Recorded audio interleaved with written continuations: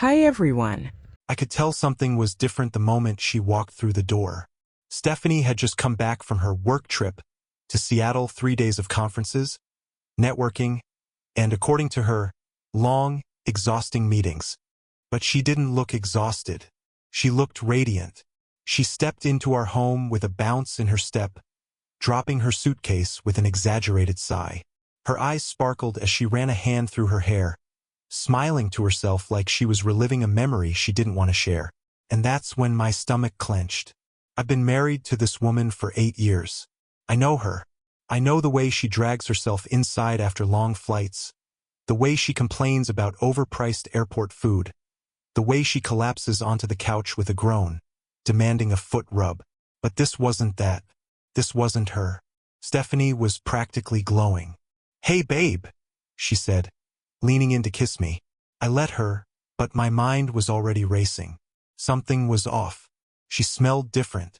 Not her usual vanilla-scented perfume, the one she spritzed on religiously before leaving.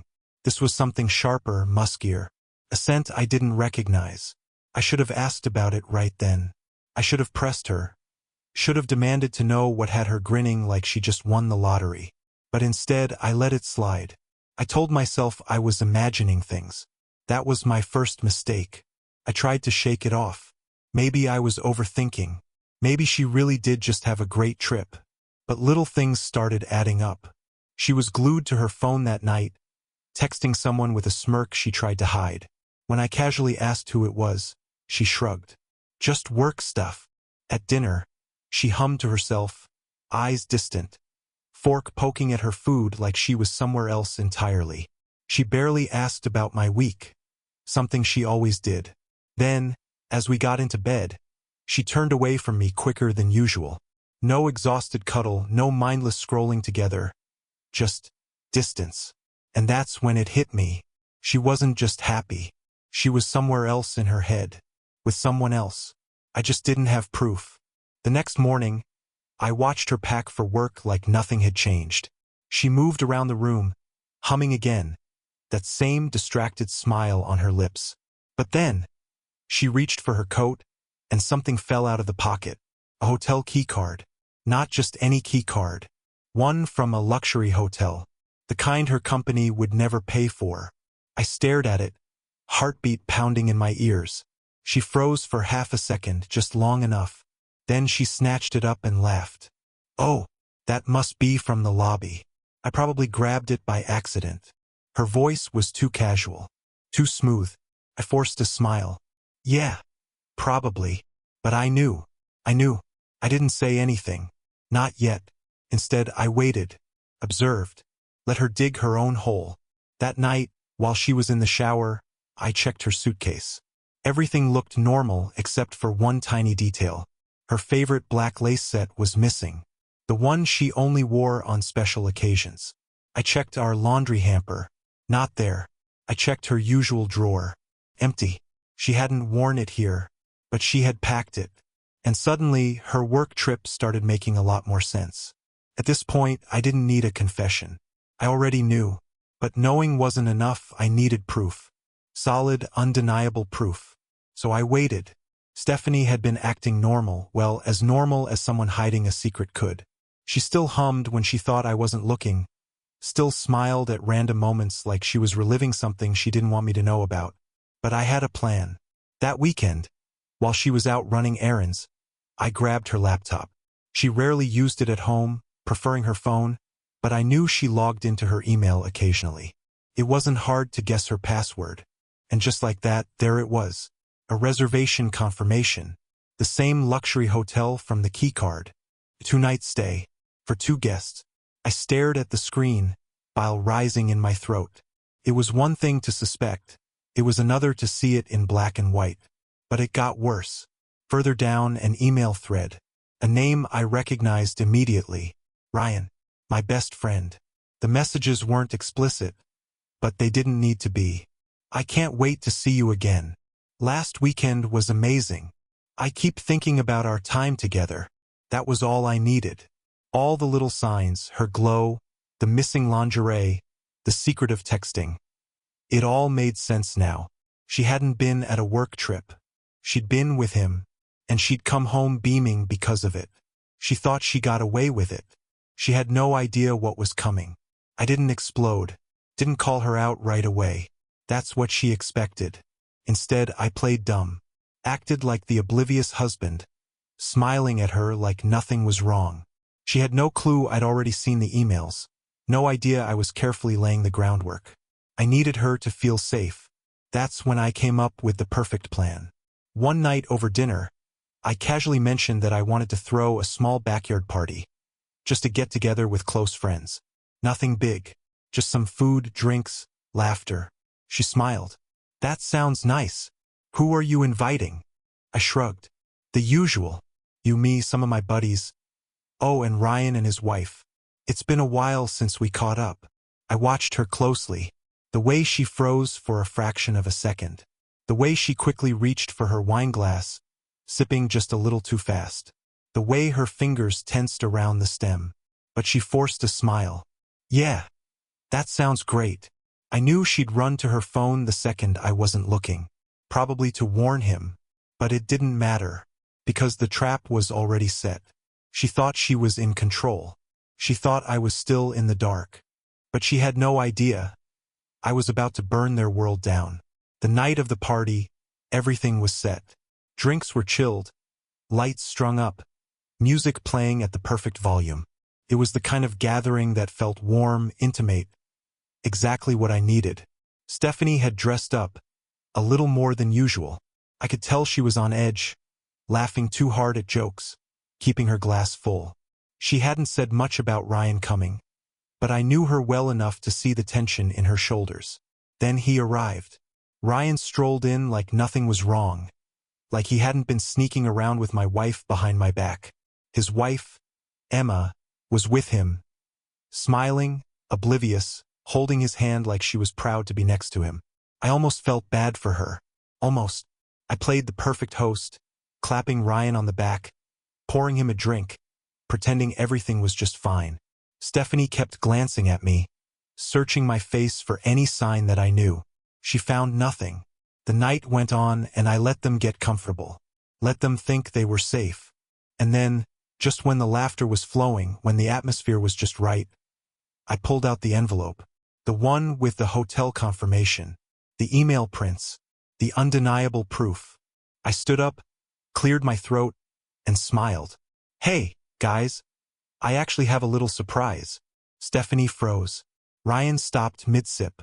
I tossed the envelope onto the table. Stephanie, why don't you open it? Stephanie hesitated. The color drained from her face as she reached for the envelope with shaky fingers. Ryan shifted in his seat, his usual confident smirk faltering. Emma, still unaware, sipped her wine and smiled. What's this? Stephanie's hands trembled as she pulled out the papers. Her eyes darted across the hotel confirmation, the email thread, the proof. Her breath hitched. Ryan leaned over, his face darkening as he read it too. What the hell is this? I let the silence stretch. Then, casually, I leaned back in my chair. Oh, just a little reminder of Stephanie's work trip last weekend. Emma frowned, confused. Then she took the papers from Stephanie's limp hands and started reading.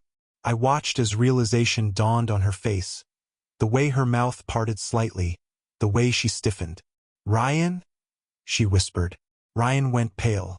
Emma, Stephanie shot up from her chair, eyes pleading. I can explain.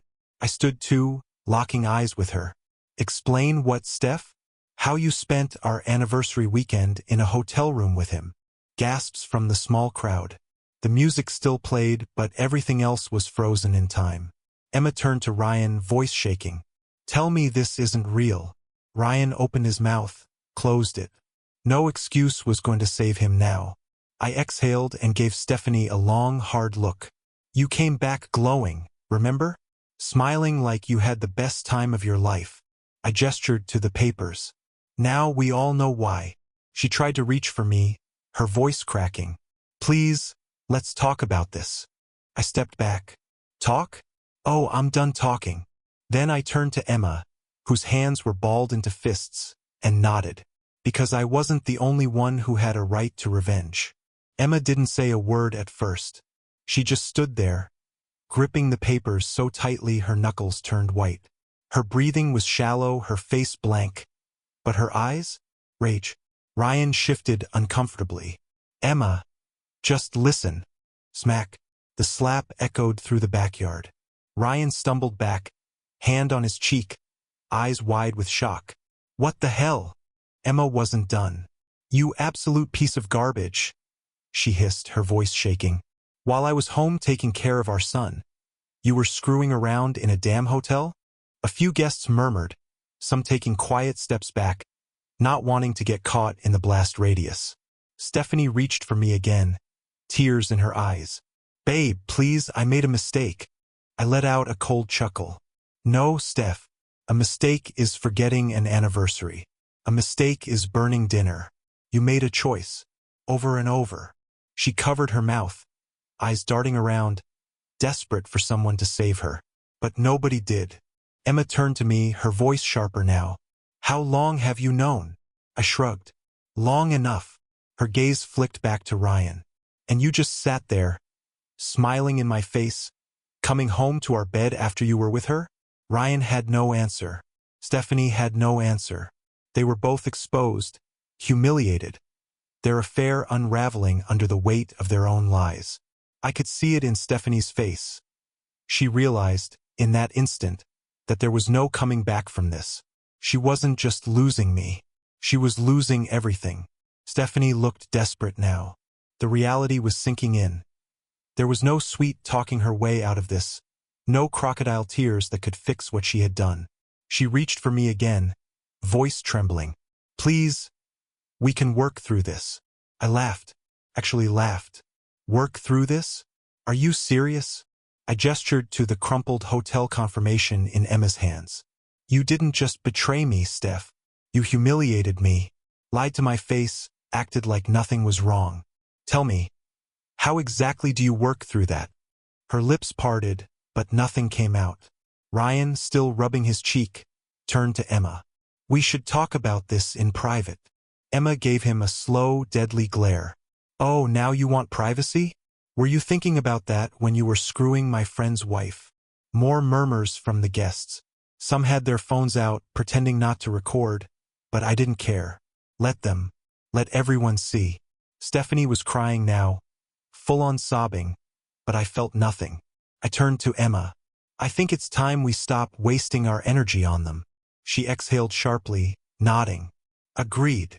Then, without another word, I picked up my drink, toasted to my freedom, and walked away. Stephanie called my name. Ryan tried to follow Emma, but we were already done with them. I didn't look back. Not when Stephanie begged. Not when Ryan scrambled to explain himself to Emma. Not when the murmurs of guests turned into outright whispers and gasps. By the time I reached the front of the house, Emma was beside me. She let out a shaky breath, then turned to me with something between exhaustion and amusement. That was brutal. I smirked. Yeah, but necessary. She nodded, glancing back toward the backyard. I can't believe I was so blind. I shrugged. We both were. For a moment we just stood there, two people thrown into the same storm, watching the wreckage we walked away from. Then Emma straightened, wiped a stray tear from her cheek, and smiled. Not a happy smile, more like a relieved one. I'm divorcing him, she said. No hesitation. No second-guessing. I exhaled. Yeah, me too. And just like that, it was decided. Stephanie and Ryan had made their choices. Now it was time for us to make ours. I don't know what the future holds, but I do know this. I walked away that night with my dignity intact, with my freedom, and with the satisfaction of knowing that Stephanie's happiness, the one she came home beaming with, vanished the second she realized she lost me for good. Bye.